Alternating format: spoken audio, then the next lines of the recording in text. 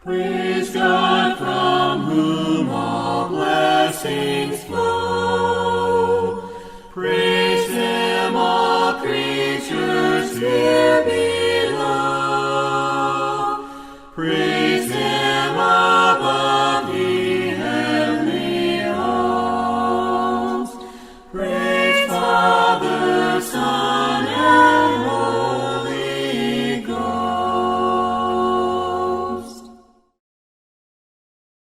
Good afternoon, everyone. I want to welcome you to the Franklin Church of Christ and our Sunday afternoon worship service. We sure are glad that you are with us and pray that the service will be a great edification for you today. If you need to get a hold of us or want to get a hold of us, you can reach us at facebook.com/Franklin Church of Christ TN or visit our website at franklinchurchofchrist.com and go to the contact page. We'd love to hear from you. Well, enjoy and have a blessed worship service today. Our Father in heaven, we're so thankful to have this opportunity to worship you this morning, and we pray that we may do so in a manner well-pleasing in thy sight. Be with all those who are listening to this television broadcast. Bless their lives and bless all those who are participating. In Jesus' name, amen. There is a habitation built by the living God for all of every nation who seek that grand abode, a city with foundations firm as the eternal throne, nor wars nor desolations shall ever move a stone. O Zion, Zion, I long thy gates to see. O Zion, Zion, when shall I dwell in thee?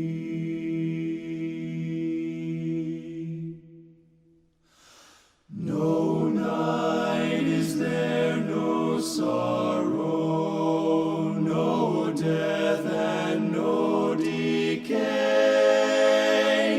no yesterday, no morrow, but one eternal day. O Zion, Zion, I long thy gates to see. O Zion, Zion, when shall I dwell in thee? Within its pearly portals, angelic armies sing, with glorified immortals, the praises of its King. O Zion, Zion, I long thy gates to see. O Zion, Zion, when shall I dwell in thee?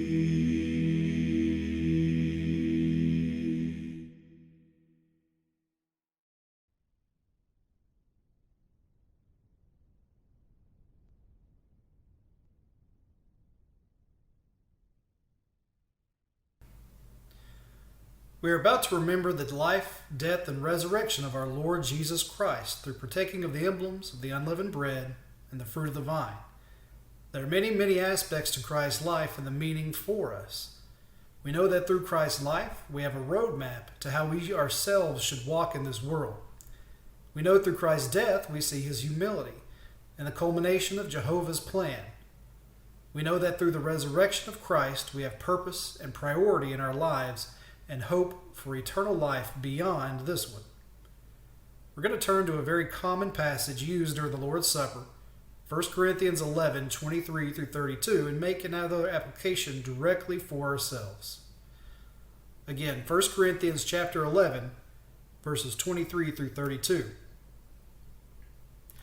For I received from the Lord what I also delivered to you, that the Lord Jesus, on the night when he was betrayed, took bread, and when he had given thanks, he broke it, and said, This is my body, which is for you. Do this in remembrance of me. In the same way also he took the cup after supper, saying, This cup is the new covenant in my blood. Do this as often as you drink it in remembrance of me. For as often as you eat this bread and drink this cup, you proclaim the Lord's death until he comes. Whoever therefore eats the bread or drinks the cup of the Lord in an unworthy manner will be guilty concerning the body and blood of the Lord. Let a person examine himself then, and so eat of the bread and drink of the cup. For anyone who eats and drinks without discerning the body eats and drinks judgment on himself. Again, let's look at verse 28 and 29. Let a person examine himself then, and so eat of the bread and drink of the cup. For anyone who eats and drinks without discerning the body eats and drinks judgment on himself. You know, they say once you reach a certain age, you really should get periodic health checkups. You never know when a medical professional may discover something you need to be aware of. Sometimes it is something that can be mitigated through lifestyle changes like diet or exercise. Sometimes it is a condition requiring medication, but that can be managed.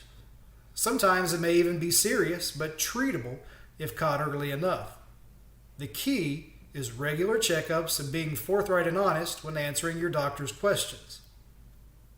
Partaking of the Lord's Supper each and every Sunday is an opportunity for us to examine ourselves and get a spiritual checkup. We know the Bible. We know how God desires for us to act as we walk through this life. If we examine ourselves each Sunday, honestly and truly, we may discover that our lives the previous week need some work. Maybe we need to change our spiritual diet. Maybe we need to exercise our spiritual muscles more through reading the Bible, talking to others, or through prayer. Maybe we totally fell off the rails and need to get our walk with the Lord back on track. Ultimately, we know what Christ has done for us. We know what he expects of us. And this time, right now, is the opportunity to examine ourselves and fix what needs fixed before we bring judgment on ourselves. Let us partake.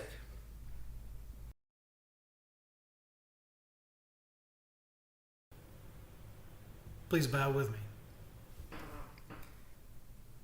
Heavenly Father, Lord God on high, we approach your throne at this time with humility and respect, recognizing you as our Maker and Sustainer. Lord, we are overwhelmingly thankful for your Son, Jesus Christ, the life that he lived and ultimately the death that he died. We pray that as we partake of this unleavened bread, which represents his body beaten and mistreated before being crucified on the cross in a way that honors him. In Jesus' name, amen.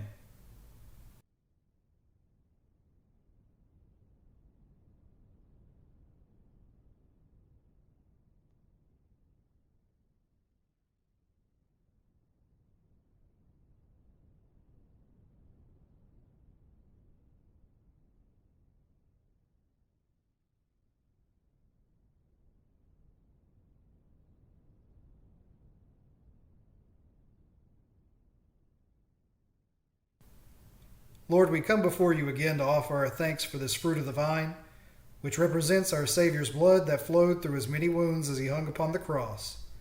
May we remember what you and he have given for us and partake of this emblem in a well-pleasing manner. In Jesus' holy name, amen.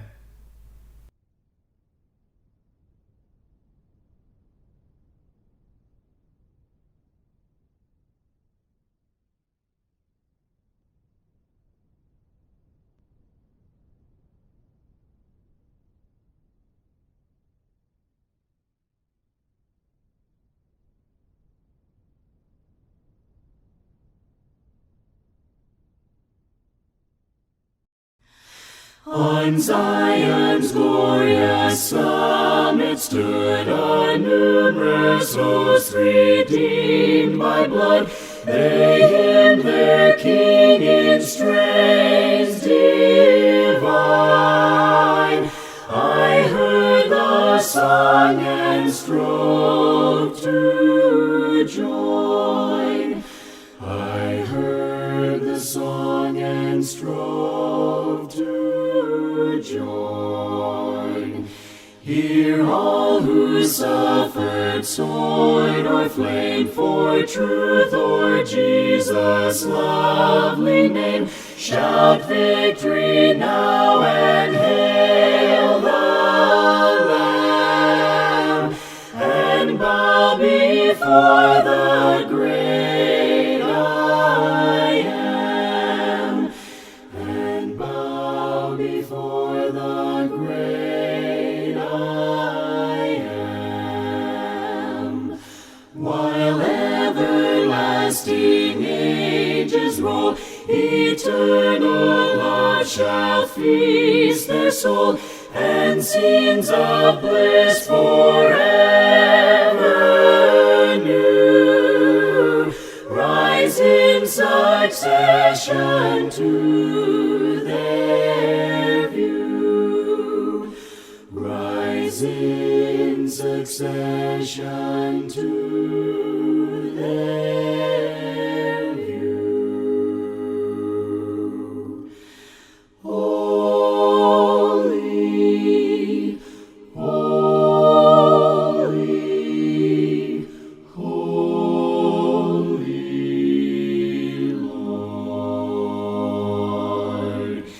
God of hosts on high adored, who like me thy praise should sing. O Almighty King, holy, holy,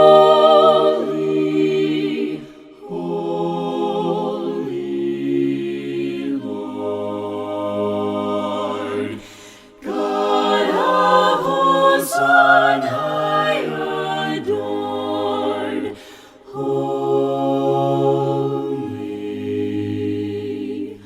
holy, holy.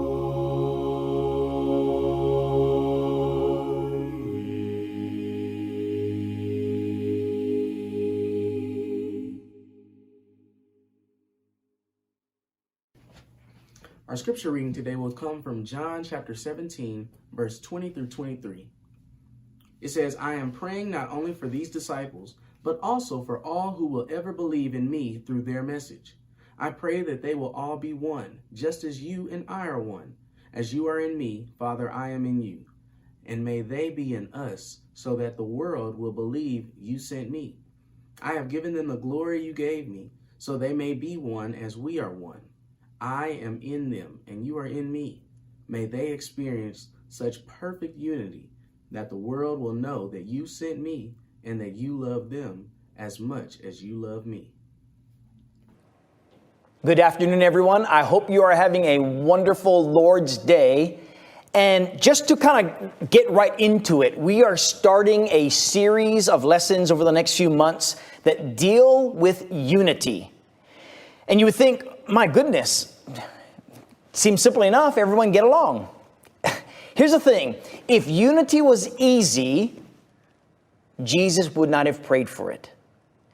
I actually heard a brother in Christ who posted this on Facebook. I saw an author with a book that had a very similar title. And interestingly enough, the timing, the coincidence was so perfect, it almost feels like this was God's providence for us to begin this series on unity. But I want you to let that sink in. If unity was easy, Jesus would not have prayed for it. So go ahead and open your Bibles, because we're going to look at what Jesus actually prayed for in the middle of this prayer, beginning in verse 20 through 23. So go ahead and open your Bibles. Let's read that. And then we're going to get into this idea of what this unity that Jesus was praying for, why he was praying for it, the reality that it's not so simple. And also, just a couple of passages beyond that on the teaching of and the pleading for such unity. So if your Bibles are open, let's begin in verse 20 of John chapter 17. This is noted as Jesus' prayer to our Heavenly Father.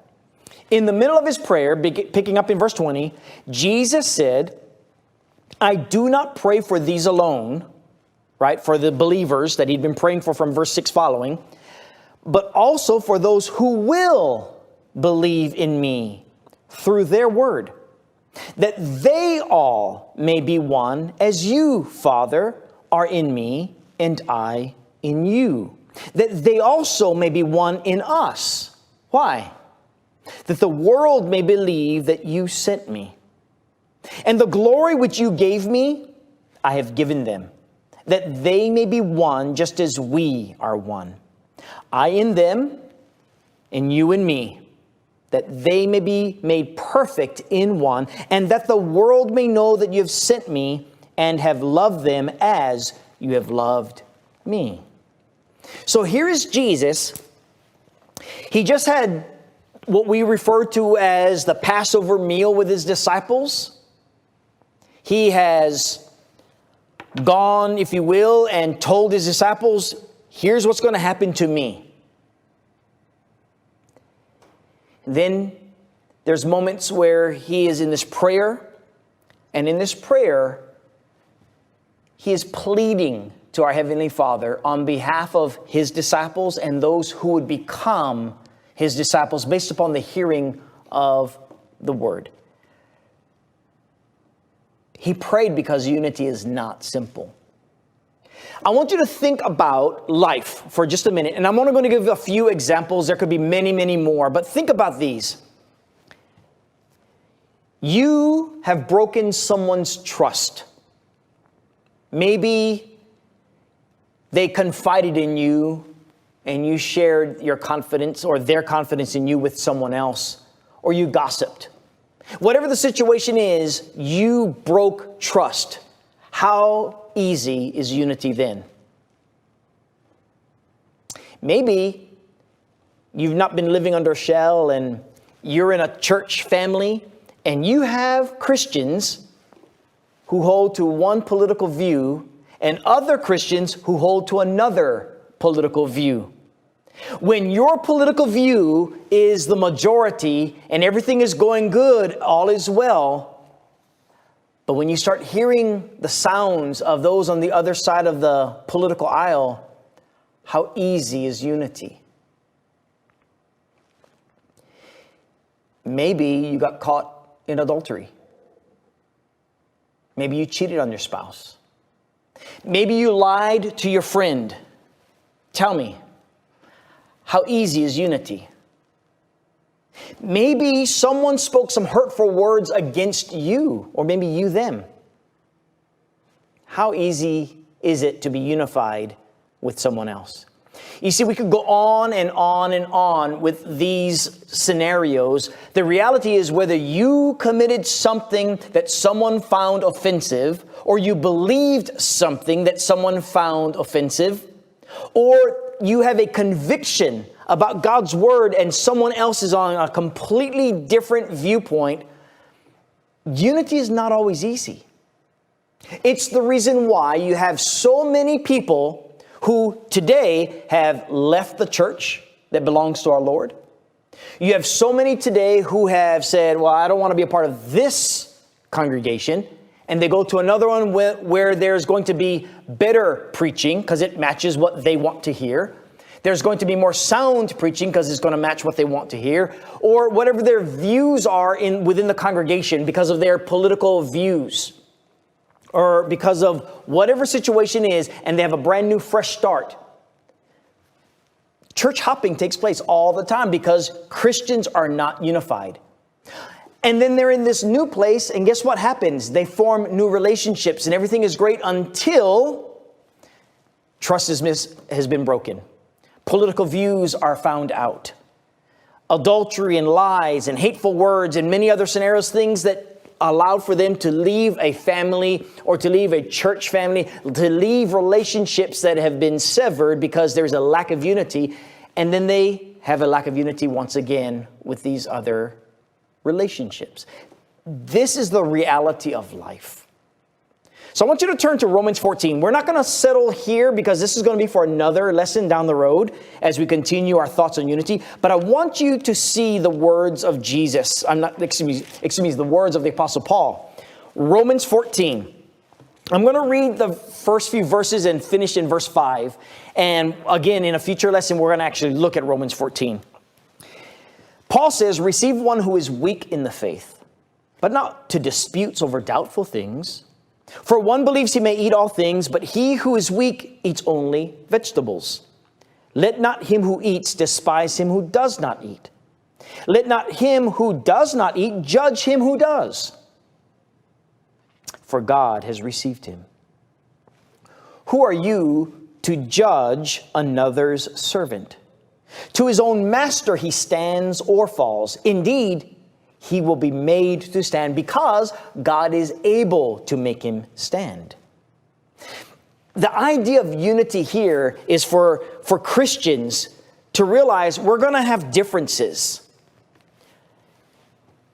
And we're going to know that with these differences are going to be things where some Christians think there is a right or a wrong and not an opinion. Here's what Paul is saying. Because these Christians thought that, if you eat meat, that's wrong. It's not just an opinion, it's wrong. And vice versa, there's judgment of those because they hold to a position that they think is also wrong. Paul says in verse 5 very clearly, who are you to judge another's servant? To his own master he stands or falls.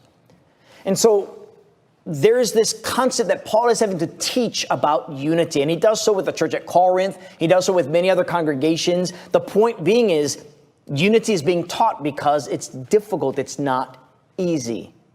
Finally, I want you to go to 1 Corinthians chapter 1. In this text here, this is the very opening of this letter. And the Apostle Paul is talking to Christians of this one congregation, the church at Corinth.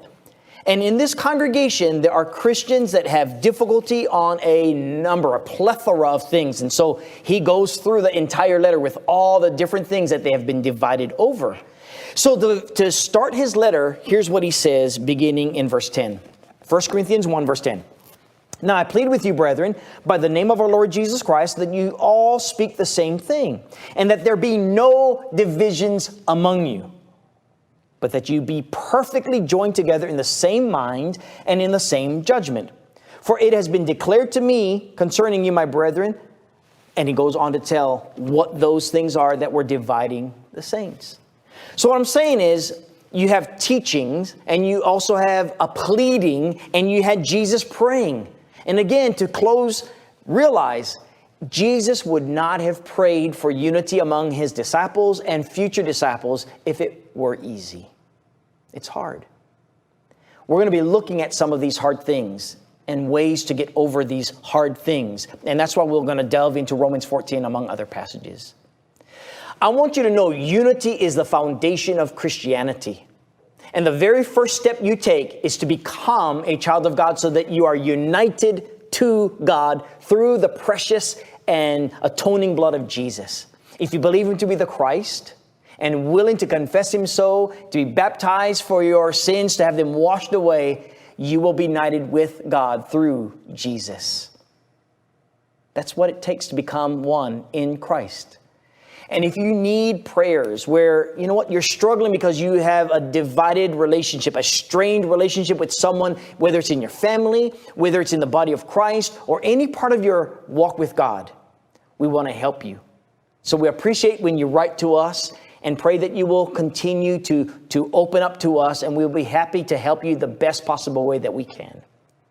Until next time when we deal with another aspect of unity, in fact, we're going to get into forgiveness.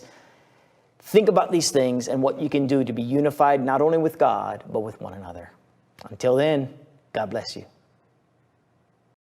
And can it be that I should gain an interest in the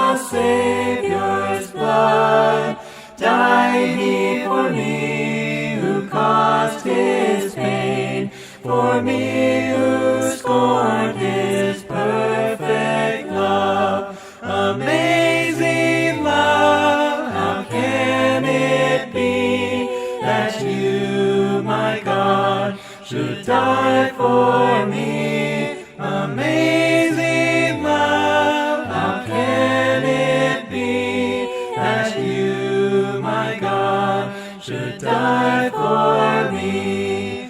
You left your Father's throne above, so free and infinite your grace, emptied yourself of all but love, and bled for Adam's helpless race. Amazing love, how can it be that you, my God, should die for me? Amazing love, how can it be that you, my God, should die for me? Boldly I come before your throne to claim your mercy immense and free. No greater love will e'er be known, for gold, my God, it found out me. Amazing love, how can it be that you, my God, should die for me? Amazing love, how can it be that you, my God, should die for me?